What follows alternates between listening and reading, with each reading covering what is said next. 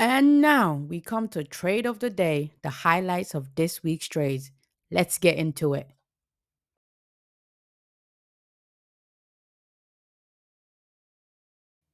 Good evening and welcome to Follow the Money, bringing you the latest updates on everything business, finance, the markets, and investment funds. The world global finance is buzzing with excitement as BlackRock, the largest asset manager globally, and the Public Investment Fund of Saudi Arabia announced a groundbreaking partnership. In a move set to reshape the investment landscape, BlackRock unveiled plans to launch a new investment platform in Saudi Arabia, backed by a staggering 5 billion from the kingdom's sovereign wealth fund, the Public Investment Fund or PIF. This platform, based in Riyadh, will spearhead investment initiatives across the region, with a focus on accelerating the growth of Saudi Arabia's capital markets. BlackRock's chairman and CEO Larry Fink expressed confidence in Saudi Arabia's growing appeal as an international investment destination. Meanwhile, PIF's deputy governor Yazid A. Al Hamid hailed the agreement as a movement towards making Saudi Arabia's investment market more globally diverse and dynamic. The partnership signifies a strategic alignment between BlackRock and PIF, aiming to drive investment in critical sectors such as infrastructure, technology, and finance. This collaboration marks a significant step forward in Saudi Arabia's vision for economic transformation, with both parties committed to empowering growth, and driving innovation. Also, on Follow the Money this week, a major move within the music industry. Private equity giant Blackstone has clinched a deal to acquire Hypnosis Songs Fund, triumphing rival Concord with a whopping $1.6 billion bid. The acquisition will see Blackstone adding over 65,000 iconic songs to its already impressive music rights portfolio, including tracks from renowned artists such as Shakira, Red Hot Chili Peppers, Blondie, and Neil Young.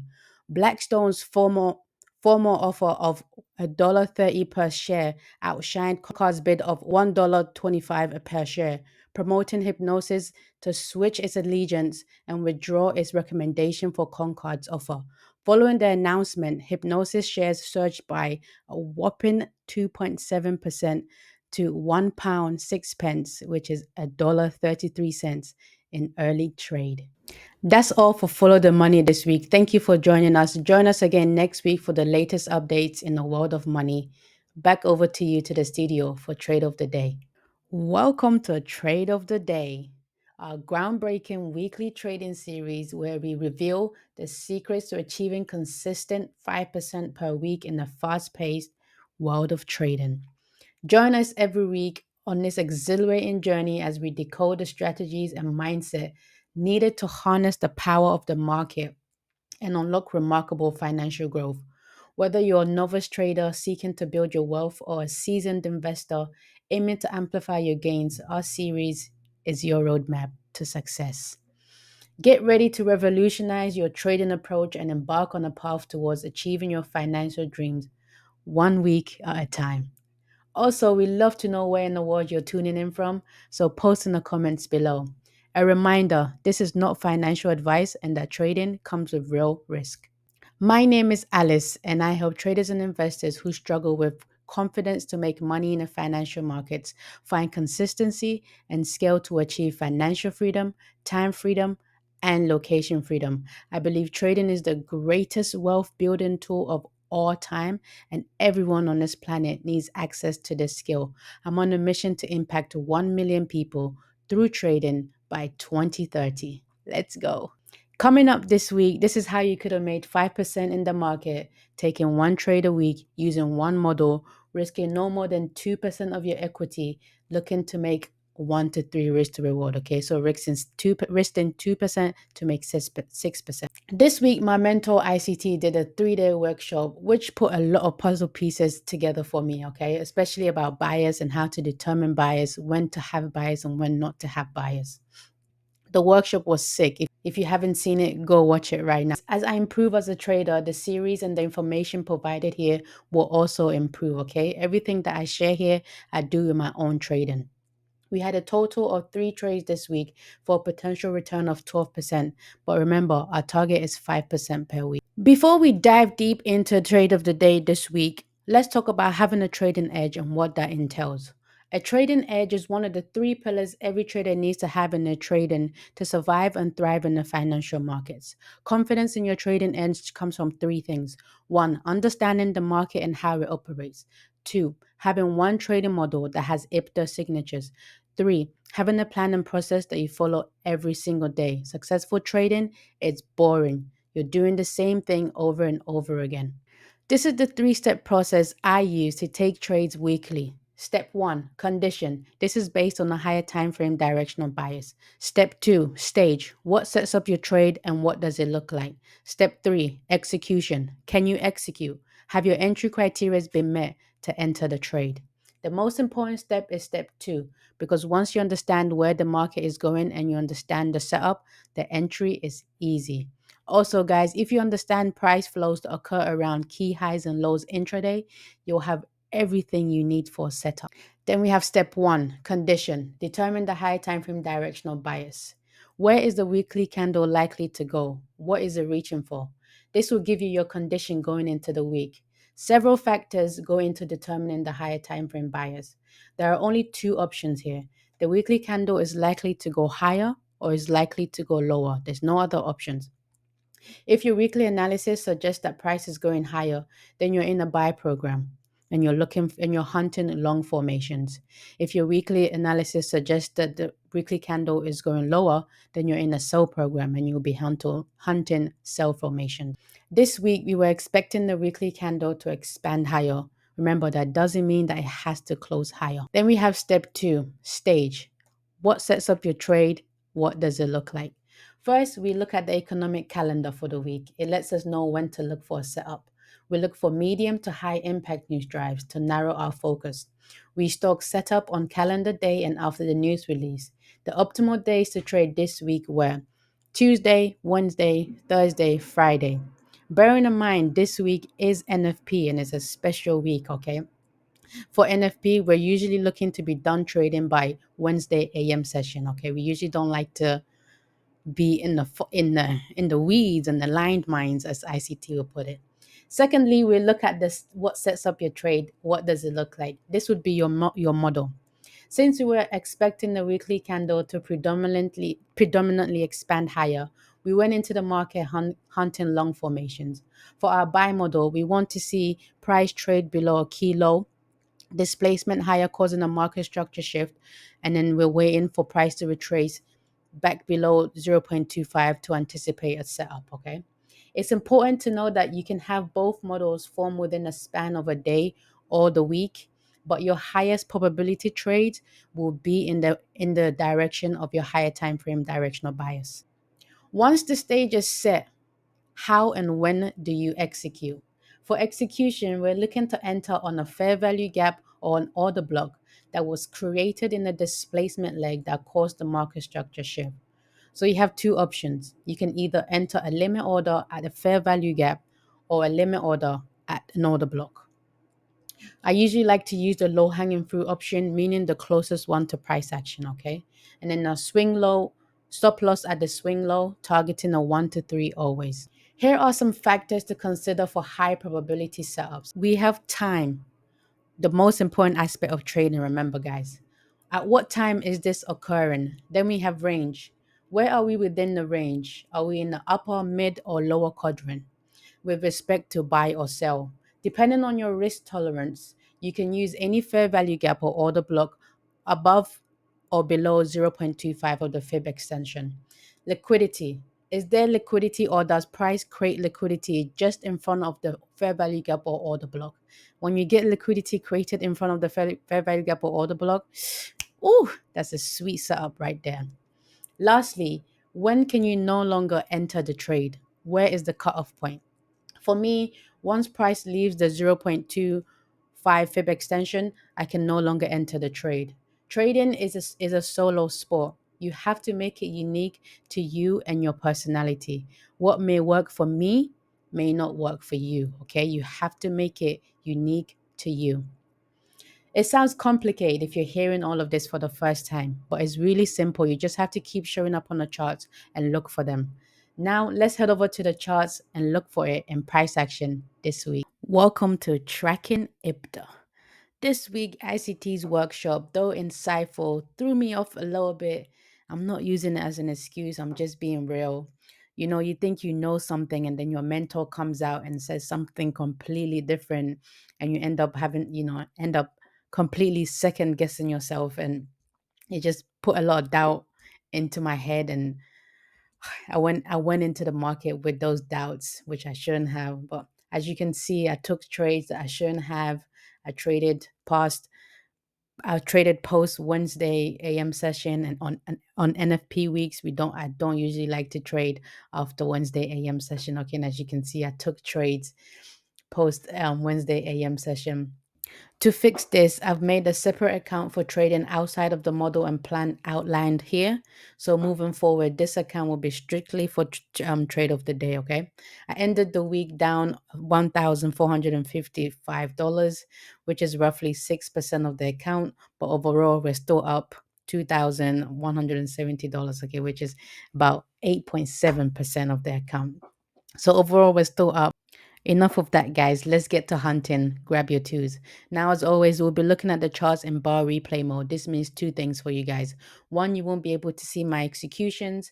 And however, you will be able to see my horizontal lines, which represents the time aspect of trading. Okay, the most important tool you need to track down IPDA. To the hunt. Let's go. Monday, April 29, trade of the day breakdown. NFP Mondays are the only days that we trade without needing to have an economic news calendar, okay? Because usually we're looking for medium to impact news, medium to high impact news, and then we're taking a trade. But NFP week is the only week I trade on Monday without the news. So condition. Our high time frame directional bias is bullish, so we're hunting long formation. Stage. We start with the economic calendar, but since we don't have no news coming out this Monday, we're looking to see 9:30 to 10 opening range. What is price doing? Is it setting up the stage for a buy? After 10 o'clock, we're waiting for the signal to jump on board. Okay.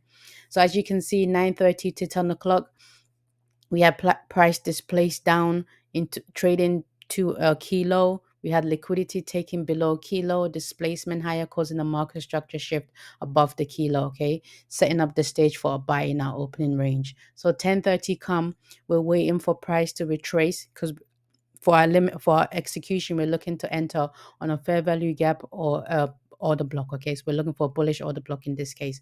So let's say we wanted to enter on the fair value gaps moving forward. We'll do this entering on the fair value gap. So 10 o'clock comes, we're waiting for price to retrace back into the fair value gap that was created near the swing low of the displacement leg that took the market structure. Okay, so as you can see, you would have been tagged in this trade at 11:34.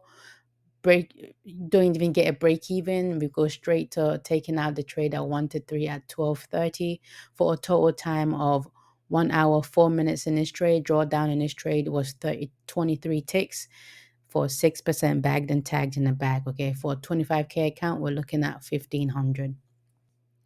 Remember, I said that you could have both models form in a span of a day or a week. Well, Monday was a great example of a back to back to back setup. Okay, as you can see, PM session we also had a counter trend trade, a sell trade, where we trade above a key high, displacement below, causing a market structure shift below the key high, and we're entering on an order block or a fair value gap. As you can see, like I said, we picked the low hanging fruit, so whichever one is closest to price is where I'm looking to place my entry. Okay, you can see here we had the order block. This consecutive up close candles begins the order block. We had the order block here above equilibrium, so you would have been tagged in right here, targeting a 1 to 3, and your target would have been smashed.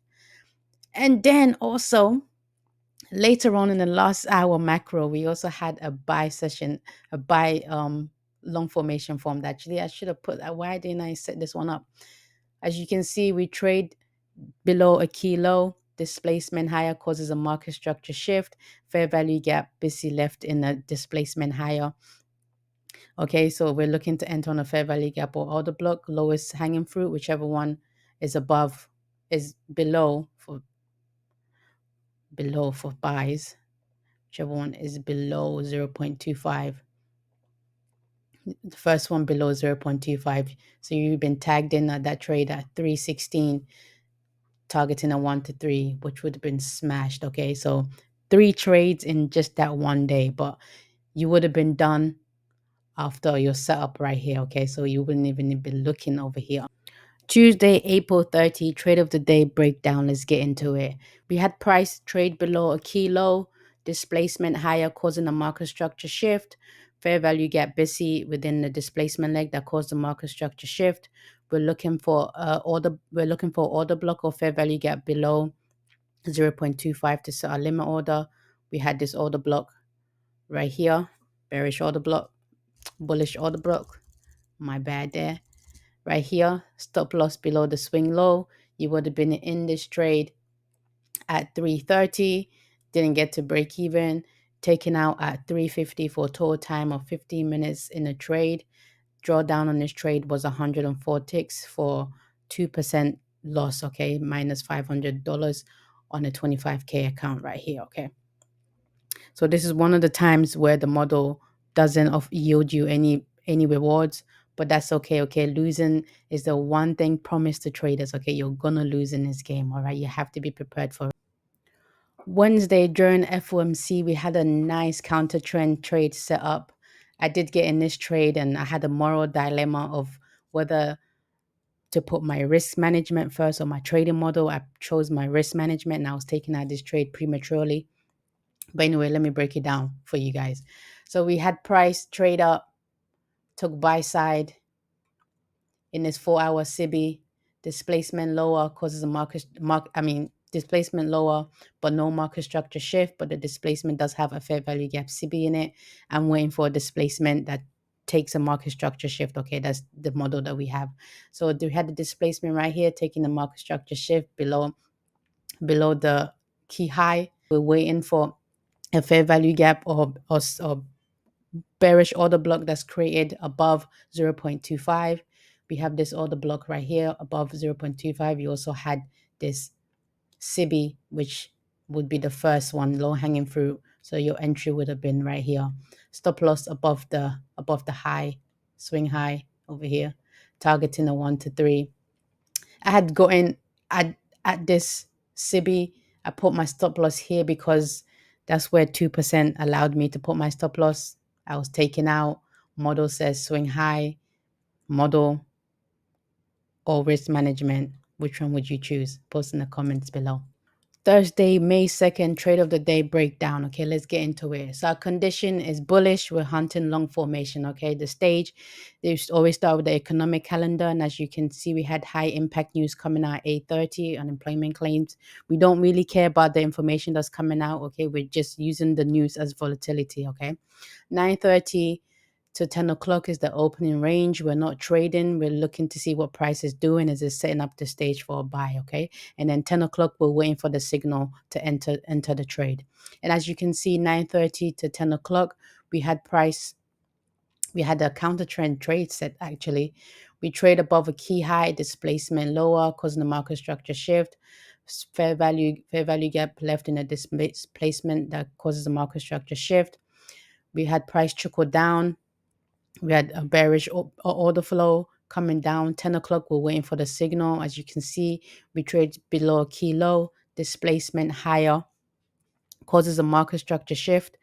Now, this is one of the times where I realized that my model is not always going to look exactly the same, okay? It's going to come in, price is going to come in different shapes and variations, but you're looking for similarities, all right?